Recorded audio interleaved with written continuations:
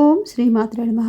లలిత సహస్రనామాల్లో 114వ శ్లోకమైన తాంబూలపూర్తిమికి దాడిమి కుసుమప్రభ. ఈ శ్లోకానికి అర్థాన్ని చెప్పుకుందాం ఈరోజు. అమ్మవారికి తాంబూలం అంటే ప్రీతి. ఈ తాంబూలంలో వక్కలు, ఆకులు, సున్నం, సువాసన ద్రవ్యాలు వేస్తారు.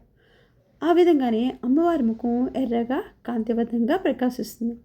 దాడిమి పువ్వు అంటే దానిమ్మ పుష్పం వలె ఆమె వర్ణం సౌందర్యంతో మెరిసిపోతుంది.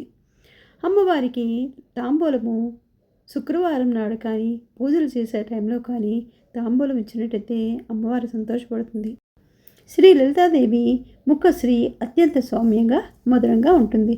ఆమె దివ్య ముఖకాంతి తాంబూల సేవనంతో వచ్చే సౌరభం ఎర్రదనం కలిగి దానిమ్మ పుష్పం వలె ఆకర్షణీయంగా మనసును ఆనందింపజేసే విధంగా ఉంటుంది.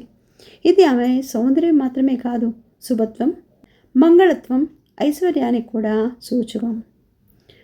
అమ్మవారు తాంబూలం నమిలిన తర్వాత కలిగే ఎర్రని కాంతితో అందమైన ఎర్రటి వర్ణంతో ప్రకాశిస్తూ ఉంటారు.